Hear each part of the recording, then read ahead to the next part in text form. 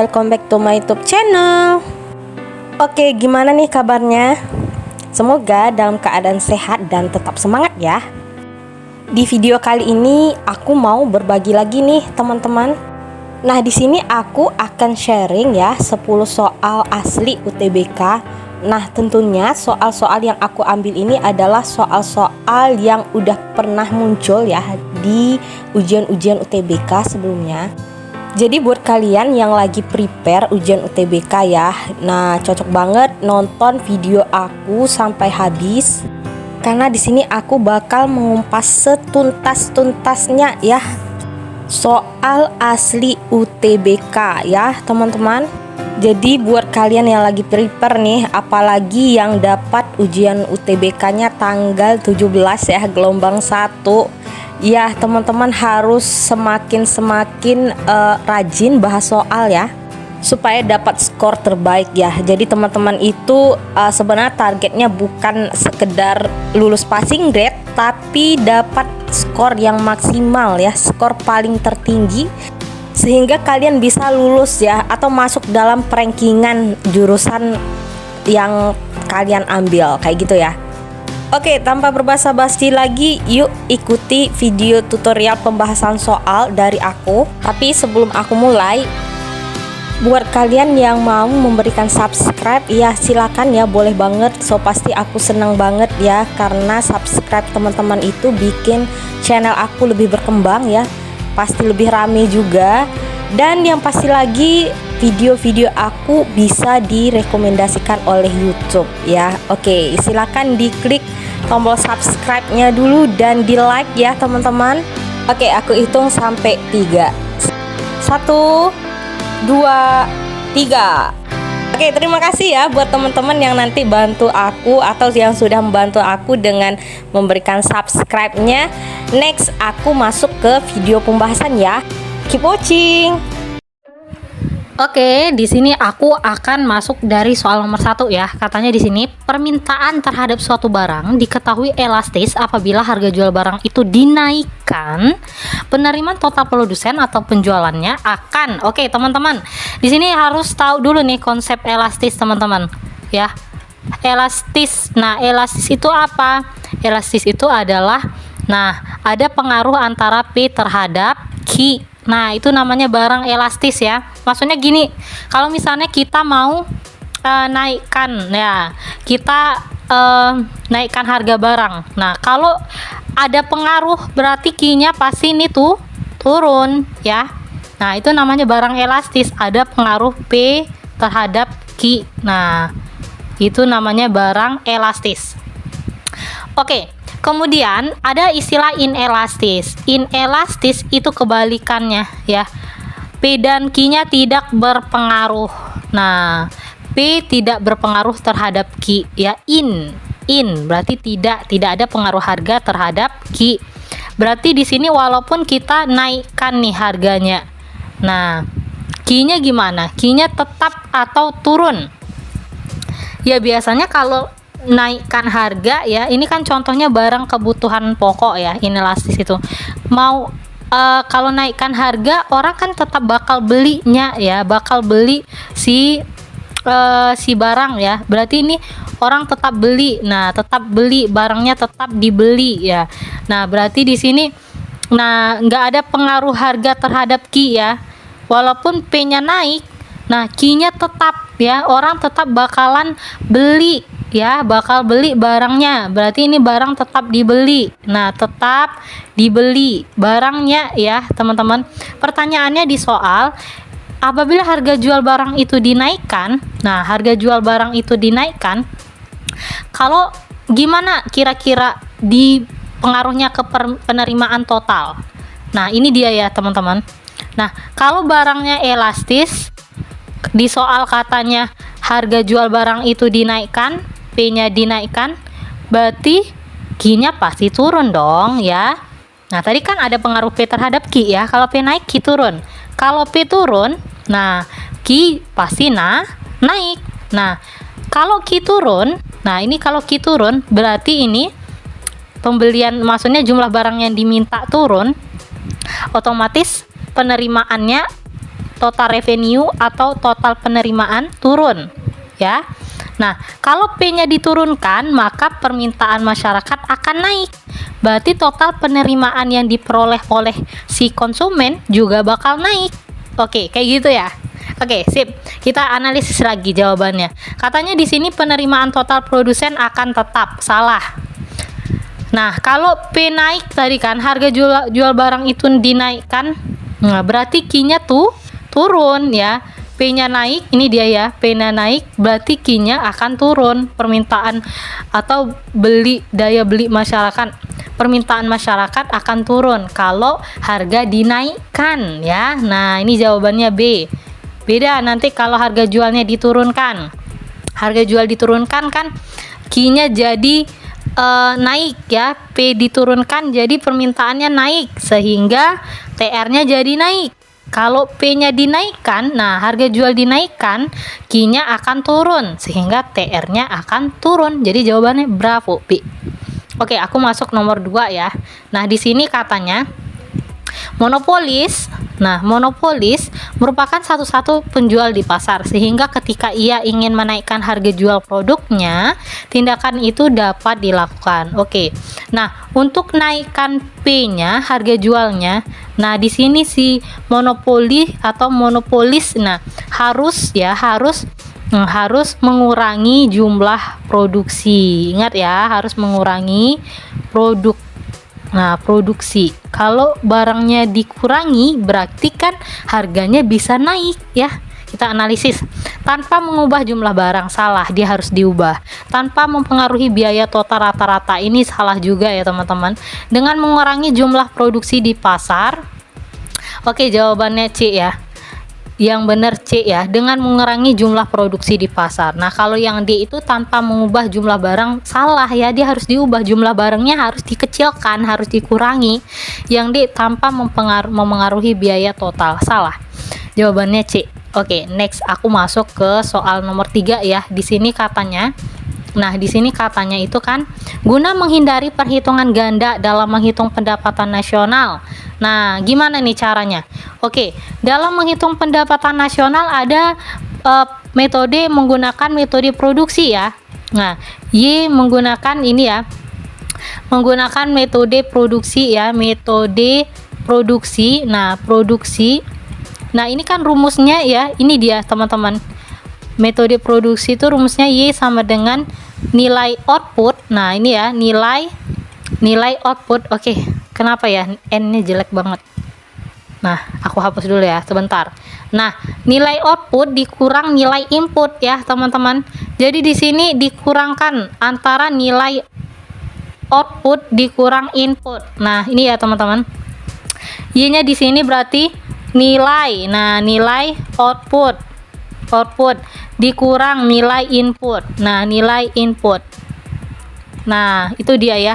Atau istilah ini sama dengan ini dia, menjumlahkan nilai tambah produk setiap industri. Nah, ini kan nilai tambah nih, hasil pengurangan nilai output dikurang nilai input, itu namanya nilai tambah ya, teman-teman. Ini namanya nilai tambah.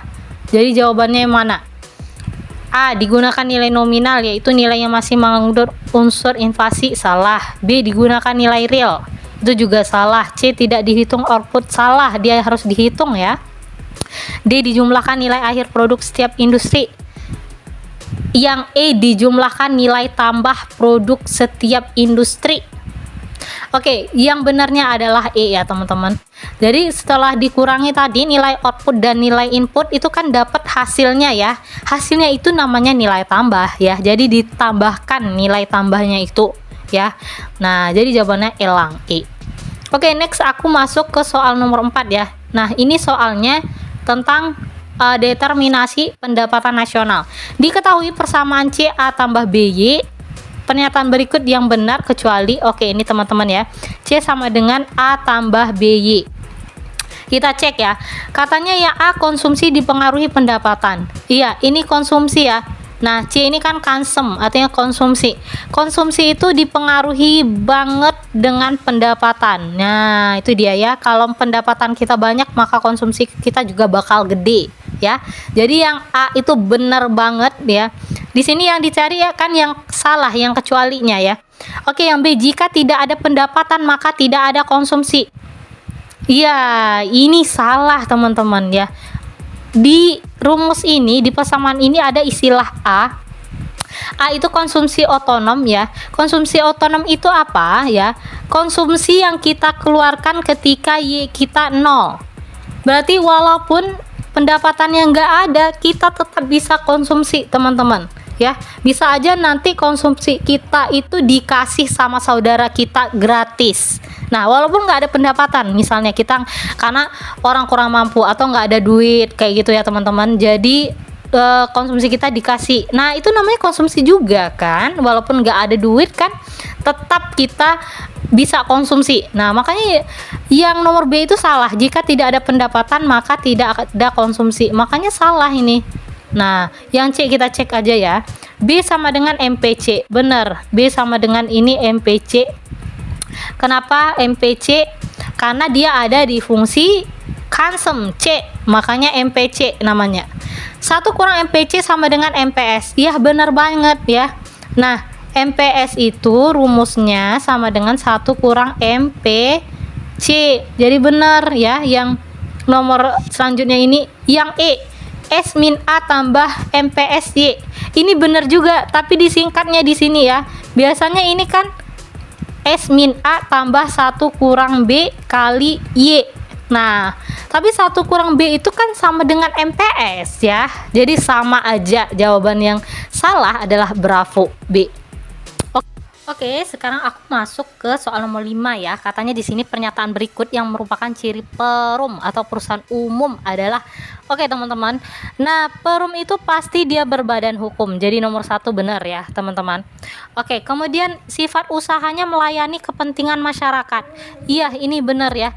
Dia tujuan perum itu ada 2 ya. Selain dia mencari keuntungan, dia juga melayani kepentingan masyarakat. Jadi nomor 2 itu benar ya, sekaligus mencari keuntungan dan melayani kepentingan masyarakat.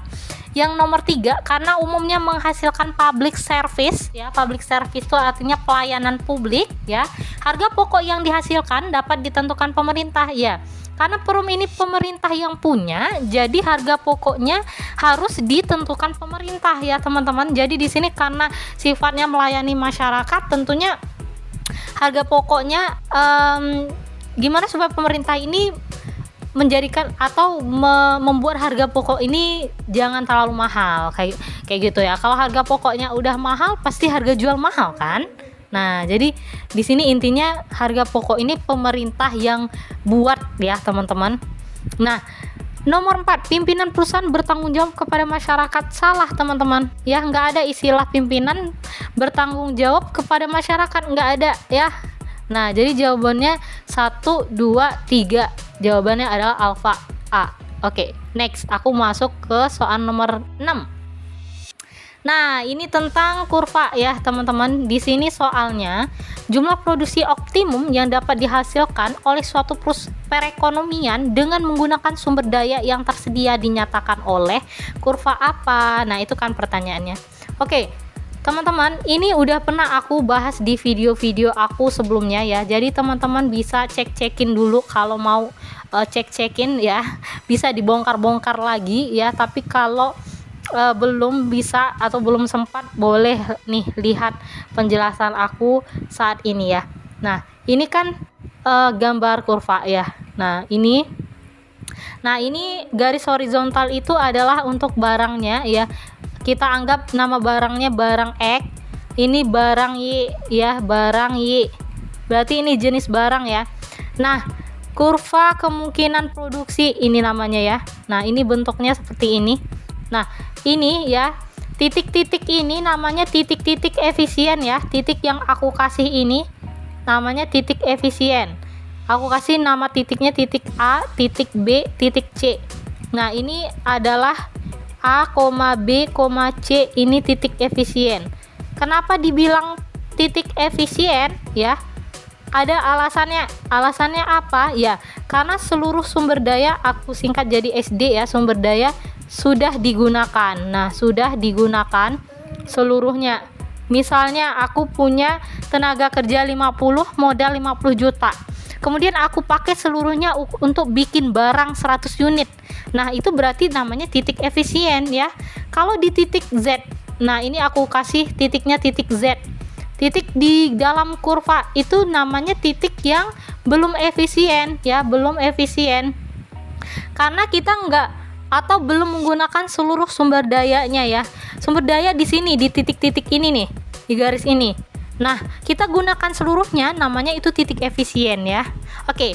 Fungsi produksi ini salah ya, teman-teman. Nah, di sini kan katanya produksi optimum, produksi paling maksimal di sini ya, yang dapat dihasilkan oleh seluruh perekonomian dengan menggunakan sumber daya yang tersedia. Sumber dayanya yang di garis ini, garis ABC ini ya, titik ABC ini ya.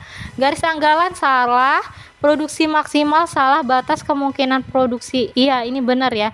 Ini namanya kurva. Oke. Ini namanya aku kasih namanya di bawah ya, kurva kemungkinan produksi ya, kemungkinan produksi. Nah, ini teman-teman ya. Atau nama lainnya adalah singkatannya PPC. PPC itu singkatannya Production Possibility Curve, kurva kemungkinan produksi. Oke, next aku masuk ke soal nomor 7. Nah, ini katanya teman-teman. Nah, ini katanya Oke, sip. Nomor 7 lagi ya. Semakin banyak terdapat barang substitusi, permintaan terhadap suatu barang semakin. Oke, barang substitusi. Nah, itu artinya barang pengganti ya, barang pengganti. Contohnya apa? Contohnya adalah jagung ya, jagung FS nasi. Jagung dengan nasi. Kalau orang nggak makan nasi, orang bisa menggantikannya dengan jagung kan. Kalau misalnya harga jagung lagi mahal atau harga nasi lagi mahal, permintaannya otomatis kan berkurang. Nah, orang carinya kemana? Cari ke sebelah dong, cari ke jagung ya. Dia barang itu saling menggantikan ya. Kalau banyak barangnya, barang penggantinya banyak, berarti ini teman-teman.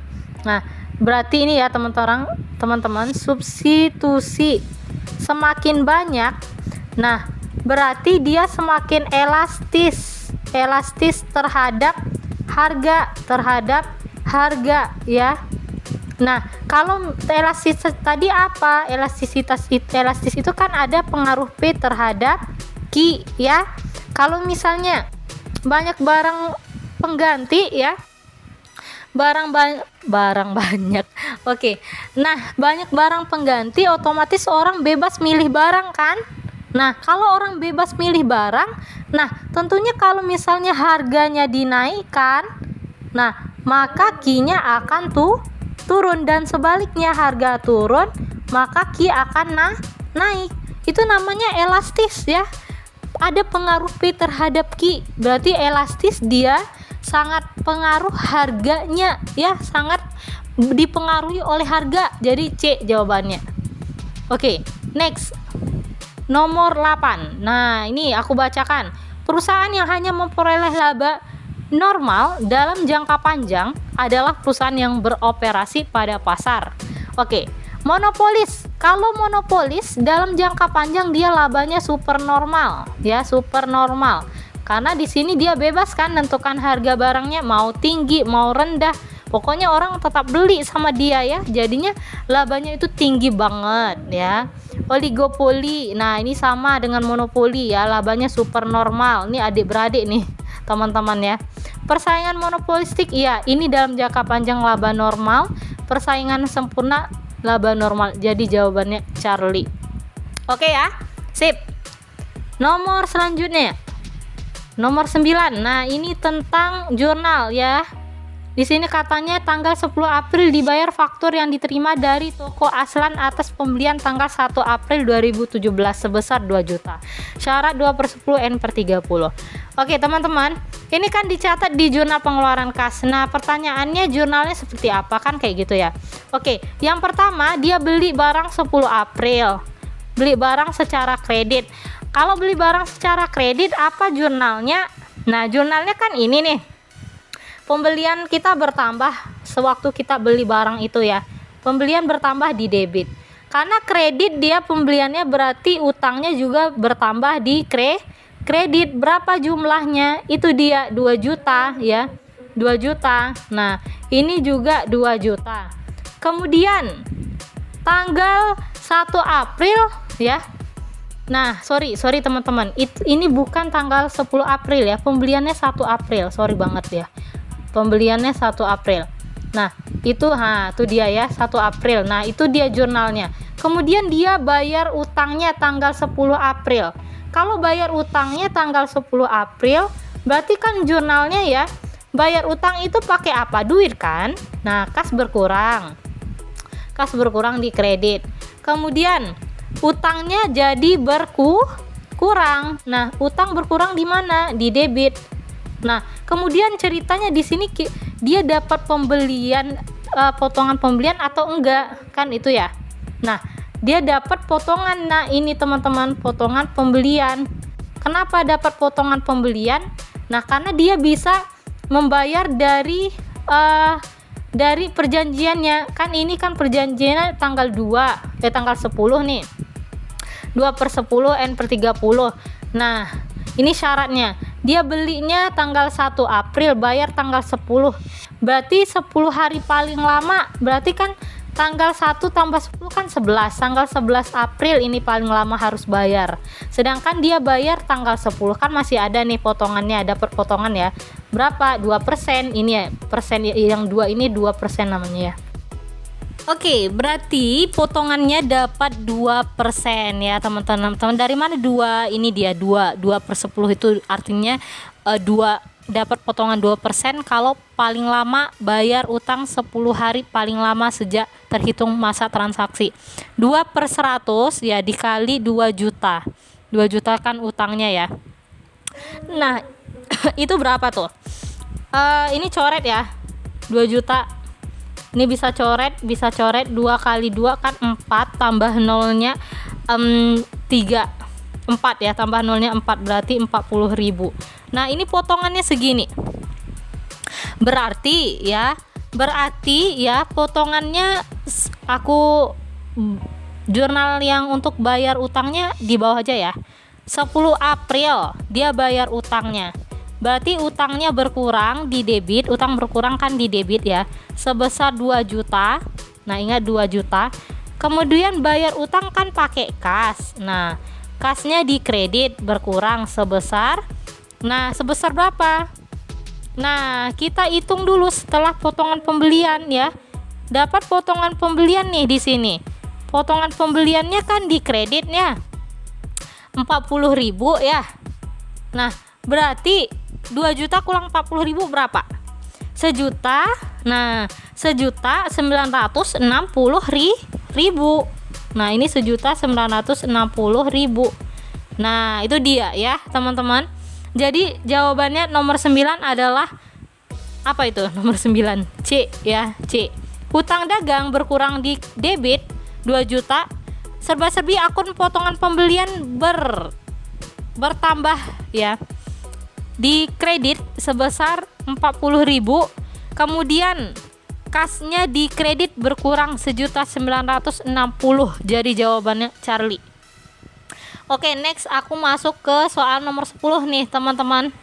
Ini soalnya tentang konsep dari the law of diminishing marginal return. Jika ada satu input yang tetap dan dikombinasikan dengan satu input variabel, misalnya tenaga kerja, setiap tambahan tenaga kerja akan menambah produk total. Oke. Kemudian, tetapi pada saat tertentu tambahan output akan menurun. Ceteris paribus. Hukum tersebut dikenal dengan nama. Oke. Nomor 10 ini jawabannya bravo, B ya. The law of diminishing marginal return itu ya teman-teman, ini dia ya. Satu input variabel ditambah. Contohnya adalah nambah tenaga kerja. Tenaga kerja bertambah. Tapi kalau tenaga kerja bertambah, nah yang lain ya, ini katanya kan setiap penambahan tenaga kerja akan menambah total output. Benar. Pertamanya dia meningkat juga outputnya. Tetapi pada saat tertentu tambahan output akan menurun katanya ya teman-teman. Satu input variabel ditambah, tapi yang lain tetap. Nah, berarti ini input input yang lain ya, input yang lain tetap tidak ditambah ya. Ini tetap. Nah, berarti kalau tetap, misalnya kita anggap mesin tetap, teknologi tetap, tenaga kerja ditambah terus-terus, otomatis kan nggak efektif kan orang bekerja kan, tenaga kerja semakin banyak tapi inputnya, barangnya malah semakin berkurang karena nggak efisien ya, nggak efisien lagi kerjanya. Input tenaga kerjanya banyak, sementara faktor lainnya tetap ya, tenaga kerja tetap, kemudian gedung produksinya juga satu cabang misalnya kan, jadi nggak efisien ya, orang bakal bingung apa sih yang mau dikerjakan. Nah, itu namanya the law of diminishing marginal return. Jadi jawabannya B. Oke, itu dia 10 soal beserta pembahasan lengkapnya ya. Semoga dapat dimengerti dan dipahami. Jika ada yang mau ditanyakan ya, boleh tulis di kolom komentar ya. Jika ada saran ataupun masukan terkait dengan jenis soal ataupun materi-materi apa yang akan aku bikin di video selanjutnya, boleh juga ya tulis di kolom komentar. Terima kasih ya buat kalian yang udah nonton video aku sampai habis ya. Semoga dengan seringnya teman-teman melihat pembahasan soal dan langsung praktek ya, semoga teman-teman bisa lulus ujian UTBK di kampus pilihan pertamanya ya. Amin. Jangan lupa untuk memaksimalkan bahas soal ya teman-teman. Gunakan waktu yang ada ya. Bagi teman-teman yang ujiannya tanggal 17, so pasti semakin dekat ya, karena ini udah tanggal 10 ya teman-teman. Jadi gunakanlah waktu yang tersisa sebaik-baiknya ya, karena nanti kalau teman-teman udah lulus, nah itu jerih payahnya selama ini ya akan terbayarkan ya, dengan diterimanya kalian semua di kampus favoritnya. Nggak apa-apa ya teman-teman, bersakit-sakit dahulu, bersenang-senang kemudian. Oke, jangan lupa ya dengan kata ini ya, manjada wajada ya, siapa yang bersungguh-sungguh pasti akan mendapatkan. Oke, see you to the next video ya.